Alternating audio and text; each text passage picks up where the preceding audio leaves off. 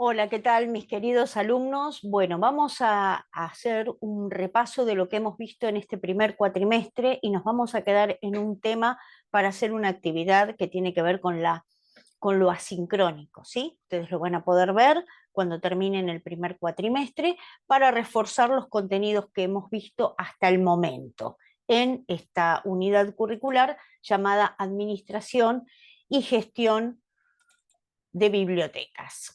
Bueno, acá vamos a ver qué hemos visto hasta ahora en, en este primer cuatrimestre. Bastante cargado de contenido, ¿sí? Lo primero que hemos visto, para tener un poco de idea, es qué, qué es la administración en sí. Dijimos que administrar era una cuestión muy natural en el ser humano, ¿no? Porque todo el mundo necesita saber con qué recursos cuenta para poder llevar adelante su vida. Y es algo tan natural que el hombre lo viene haciendo desde que pisó el pie en esta humanidad. Entonces, todo el tiempo uno administra sus recursos, los alimentos, va delegando tareas, quién hace una cosa, quién hace otro. Incluso en la propia casa, a nivel doméstico, también necesitamos administrarnos para poder subsistir, ¿verdad?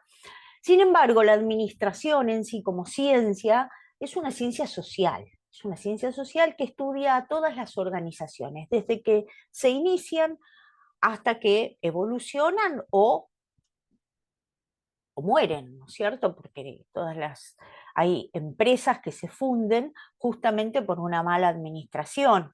Entonces, esta idea de poder entender que la gestión maneja a las organizaciones como un ente social, ¿sí?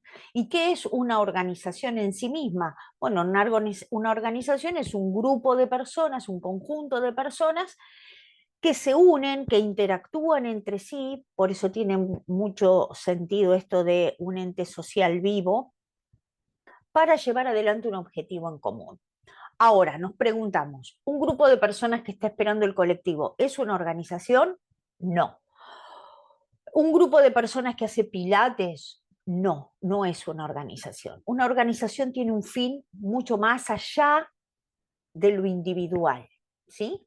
Y dividimos las organizaciones, hay muchas clasificaciones, eso lo hemos visto en el primer encuentro, pero sí, muchas tienen que ver con ese fin, un fin económico o sin fines de lucro. Y ahí ubicamos a la biblioteca que es una unidad de información como una organización sin fines de lucro, porque persigue un objetivo que tiene que ver con la cultura, con el conocimiento, con el aprendizaje eh, permanente, incluso tiene que ver también con el entramado social, ¿no es cierto? Sobre todo las bibliotecas públicas, las bibliotecas populares, que tratan en la medida de lo posible de poder mejorar el aspecto social entre los vecinos de una comunidad. Pero para eso fue necesario también demostrar, porque mucha gente puede decir, ¿y para qué sirve hoy una biblioteca si tenemos internet, si todo parece que lo solucionara Google? ¿Para qué escribir si todo lo maneja la inteligencia artificial? Sin embargo, la biblioteca justamente hoy está en una crisis que necesita ser resignificada, y cuanto más gestionada, y desde ese punto de vista, desde el aspecto social, porque tiene un desafío por delante que es la sociedad de la información. Por eso vimos la tercera ola de Toffler, vimos las 5 olas de Schumpeter, vimos un poco la infocracia del filósofo Byung-Chul Han, porque quisimos ver en qué momento, cómo se despanzurra un poco esto de el nuevo paradigma social, ¿no? De la sociedad de la información. Y vimos que 30, 40 años, 50 años en la historia de la humanidad no es nada, y los cambios más abruptos se manejaron en estos últimos tiempos con el avance de la tecnología. Entonces pasamos del hombre moderno, que existió en la sociedad durante 500 años a un hombre posmoderno, o como lo dice Bauman, en una modernidad líquida, donde transitamos valores diferentes, y eso lo pudimos ver con detenimiento en el primer encuentro. En ese marco, las bibliotecas tienen ese desafío de la información, tienen que resignificarse. Eh, Ver que no solamente es una colección estática la que tenemos en la biblioteca, y manejarnos solamente con los procesos técnicos, porque ese es el modelo de biblioteca y de bibliotecario anterior, ¿no es cierto? Que hacía procesos técnicos, recopilaba toda la información, la ponía al servicio, la recuperaba al servicio del usuario, y ya estaba su tarea. Hoy las bibliotecas tienen una diversidad de actividades, de talleres, de cursos, de charlas, ¿para qué? Para mantener vivo ese espacio. Pero además un desafío del bibliotecario que tiene que ver con eh, cómo le acercamos a ese usuario que va a la biblioteca la información real, ¿no? En una sociedad donde tenemos información fiel, información falsa, información mentirosa, desinformación, esta información que dice sin decir nada. También vimos la evolución histórica de las diferentes escuelas de la administración, porque cuando después de la revolución industrial la administración se convierte paulatinamente en una ciencia, muchos filósofos, sociólogos, administradores, empresarios, empezaron a estudiar de qué manera podían generar más recursos y más dinero. Por lo tanto, hubo una gran cantidad de escuelas que fueron evolucionando en cuanto a la administración. Entonces, nos quedamos con la biblioteca, es una organización sin fines de lucro, ¿sí? Y que merece ser administrada y gestionada en todos los aspectos. También vimos las diferentes clases de bibliotecas. Hay muchas, desde la biblioteca, un montón.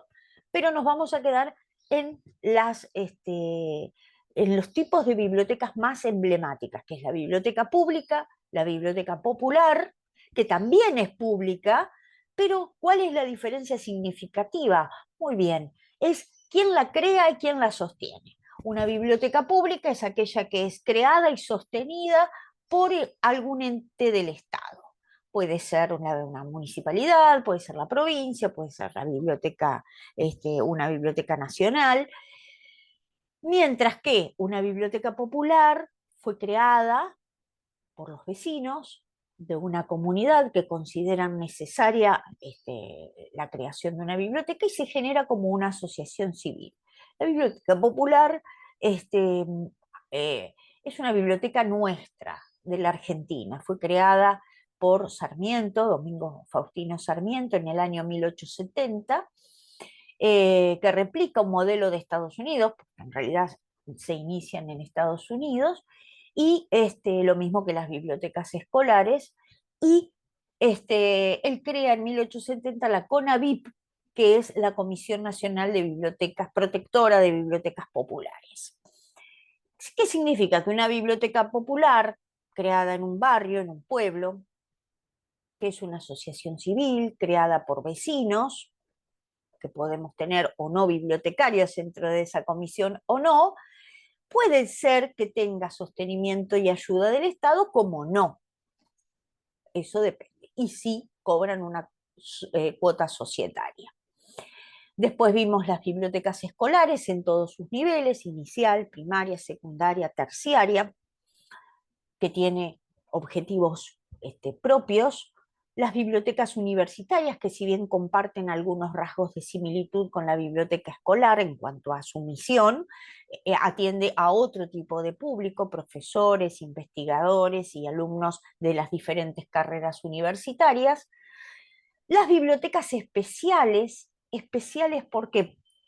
Porque cualquiera de sus usuarios o la colección tienen rasgos muy especiales que la hacen diferentes al resto, como por ejemplo las bibliotecas para ciegos o disminuidos visuales, conocidas también como biblioteca braille, porque no es que el usuario ciego no puede ir a una biblioteca común, ¿sí? Puede ir, por supuesto, y puede aprovechar todos los servicios de una biblioteca pública o de una biblioteca popular, pero si quiere leer necesita un soporte especial. Por eso están las bibliotecas para ciegos con toda la colección traducida a braille.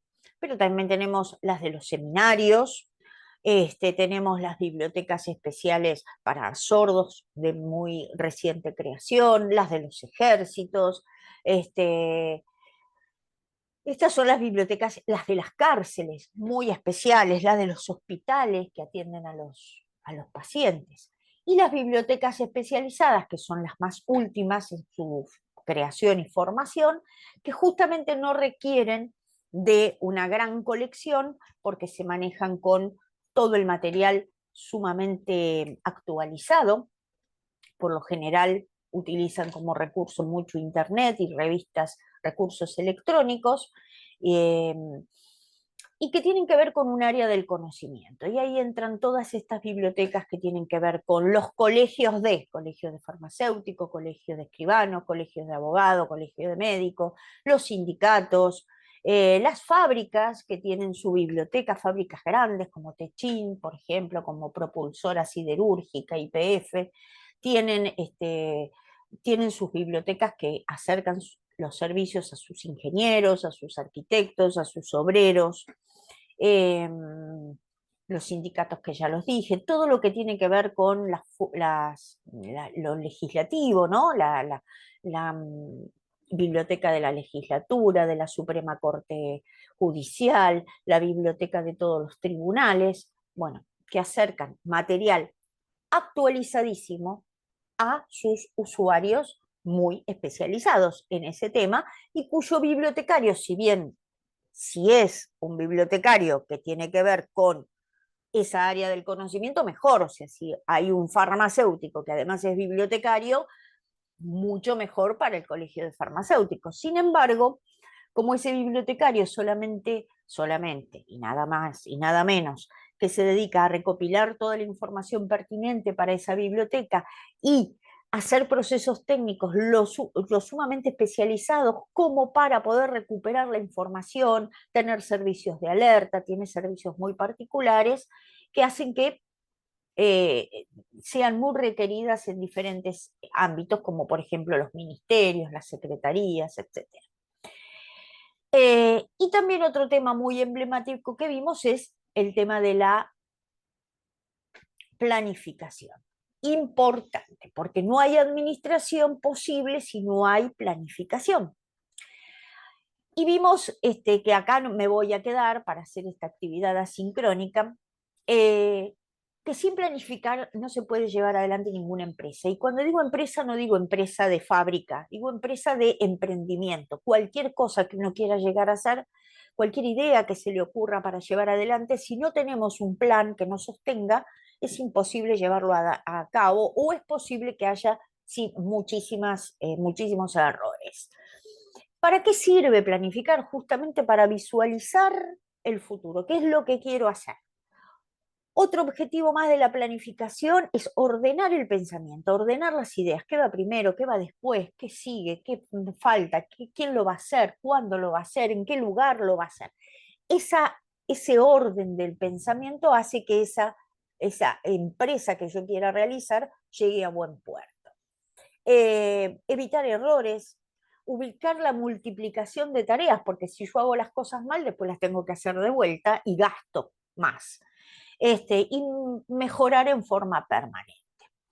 Antes de planificar, y esta es la tarea básica que van a hacer en esta tarea sincrónica, tiene que ver con el análisis situacional, es decir, yo antes de ponerme a planificar, obviamente tengo que saber en dónde estoy parada. Yo no puedo llegar a una biblioteca y decir, ay, voy a hacer, no sé, un proyecto de cine debate. Bueno, pero primero tengo que saber qué otras cosas necesita esa biblioteca, qué es lo que le gusta a esos usuarios, si están las posibilidades, si hay cañón, o sea, qué posibilidades hay para que yo pueda hacer un ciclo de cine-debate.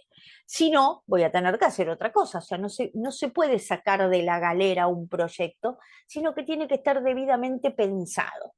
Para eso hago un estudio antes, un estudio previo, un análisis muy filosófico de la situación y que tiene que ver con una herramienta de diagnóstico que nosotros la llamamos FODA, fortalezas, oportunidades, debilidades y amenazas. Ese FODA nos permite saber qué cosas fuertes, qué puntos fuertes tiene la biblioteca y qué puntos débiles de adentro de la biblioteca, de adentro de la institución. ¿Qué es lo que tiene para mejorar? ¿Qué es lo que tiene que hacerse? Y luego las oportunidades y las amenazas que vienen del exterior de la biblioteca. ¿Qué cosas puedo aprovechar y qué cosas tengo que minimizar porque son amenazas? Ese pensar, ese diagnóstico, esa matriz, me va a permitir a mí saber dónde estoy parada, hacia dónde quiero ir y desde las debilidades que tiene esa biblioteca, poder generar los objetivos para trabajar a futuro.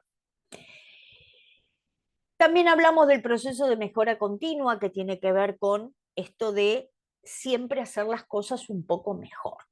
Proceso de mejora continua que fue elaborado por Shewhart y Edward Deming, ¿no? Que fueron los creadores de este sistema, de esta metodología de proceso de mejora continua, que tiene que ver con esto, que tiene que ver con el primero pienso y planifico, teniendo en cuenta el diagnóstico que hice previamente, ¿no? Planifico. Luego ejecuto, tengo que hacer. Este es el ciclo de Deming o de Shewhart. Y luego verifico, me fijo si lo que estoy haciendo está bien, está mal, y a partir de ahí tomo decisiones para mejorar, ¿sí? Si yo hago una conferencia con un médico, una charla, y en la mitad de la charla esta persona me pide un vaso de agua, algo falló en ese plan. Tengo que ver cómo voy a decorar, cómo voy a diseñar, cómo voy a colocar una mesa, si va a tener una copa de agua, una botellita, si voy a hacer un ágape luego, todo lo que yo tenga que pensar, si va a haber luz, si no va a haber luz, cómo va iluminada, si va iluminada su cara, si va a poder tomarse mate o no, todas las variables que a mí se me ocurren pensar, yo las tengo que pensar antes y hacer, ¿sí? ¿Qué es la gestión de calidad? En todo caso, que lo vimos en una presentación en el primer encuentro, sí, una filosofía de gestión basada en el proceso de mejora continua y en las necesidades del usuario, ¿sí? Esto de evitar el achanchamiento, pensar qué cosas puedo hacer mejor, qué es lo que puedo hacer para mejorar. ¿Mm? Si yo tengo un cartel de bienvenida y lo hice hace 10 años con un afiche rojo y hoy está rosa porque está desteñido por el sol, está claro que yo tengo un sentido de bienestar falso, donde creo que estoy haciendo bien las cosas y me falta un poquito para mejorar. Siempre tengo que hacer las cosas mejor. Y también vimos esto de la diferencia entre planes, programas y proyectos, ¿sí? La planificación estratégica, si yo quiero ser, no sé, ¿se acuerdan cuando en una época hubo un plan quinquenal? Bueno, puedo hacer un plan estratégico a 15 años, ¿sí? Pero la biblioteca, un plan estratégico, es posible que se haga a 4 años. Es lo más coherente, hacerlo a 4 años. Hago el diagnóstico FODA, delimito cuál es la misión y la visión de esa biblioteca, ya porque es la parte más filosófica, y luego voy a establecer un camino estratégico para llegar a cumplir con esos objetivos. Los programas son una unidad un poquito menor que está incluida dentro del plan. Vamos a hacer sin un plan estratégico. Yo tengo ganas de hacer un programa de alfabetización, tal vez ese programa dure muchos años, pero es un programa que lo voy a ir repitiendo a lo largo del tiempo y mejorándolo. O un programa de, no sé, bibliomóvil o un programa de asistencia a la persona con capacidades diferentes. O sea, cada programa que yo quiera pensar lo puedo ir repitiendo a lo largo porque puede durar mucho tiempo, ¿sí? Y los proyectos son sí la unidad menor de ese plan, porque de ese plan grande me van a surgir diferentes proyectos. Vamos a suponer que dentro del objetivo de un plan a largo plazo sea incrementar la cantidad de lectores. Bueno, ¿qué cosas tengo que hacer yo para incrementar? Y ahí me van a ir surgiendo diferentes proyectos, qué sé yo, maratón de lectura, visitar las escuelas, eh, cartelería, tener un programa de radio. O sea, cada proyecto que a mí se me ocurra hacer tiene que ver en concordancia con ese objetivo madre que a mí se me ocurre en el plan estratégico. ¿Sí? Muy bien. Ahora dejo de compartir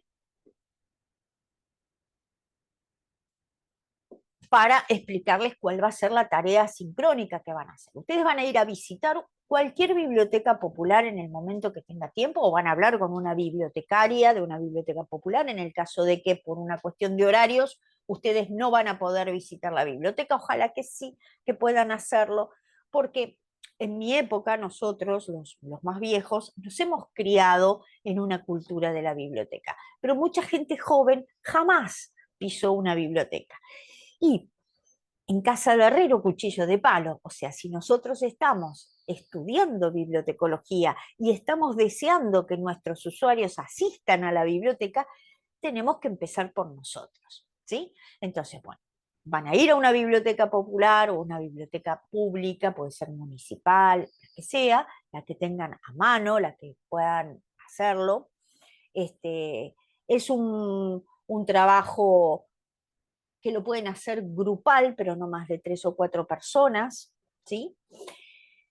Y van a conversar con el responsable de la biblioteca, puede ser que sea bibliotecario o no, y lo que van a hacer es una matriz FODA, es decir, ustedes van a estar charlando con ese bibliotecario y lo que van a hacer es preguntarle cuáles son las fortalezas de esa biblioteca, cuáles son las debilidades de esa biblioteca, cuáles son las oportunidades y cuáles son sus amenazas. En base a en base a esas respuestas que le den y cómo ustedes generan la matriz FODA, lo que vamos a hacer es por lo menos enunciar 2 o 3 objetivos generales que se les ocurra para mejorar el aspecto de esa biblioteca. Vamos a suponer.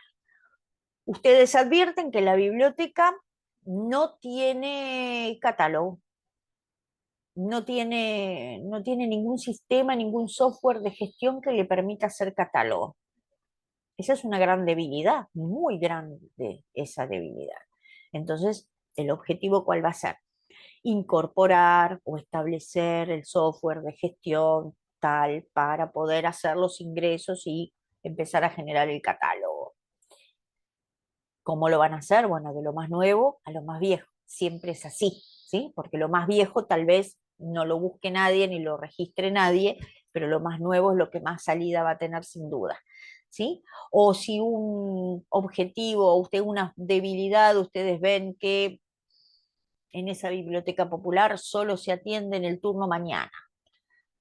Y bueno, es una gran debilidad porque sería lo ideal que estuviera abierta el mayor tiempo posible.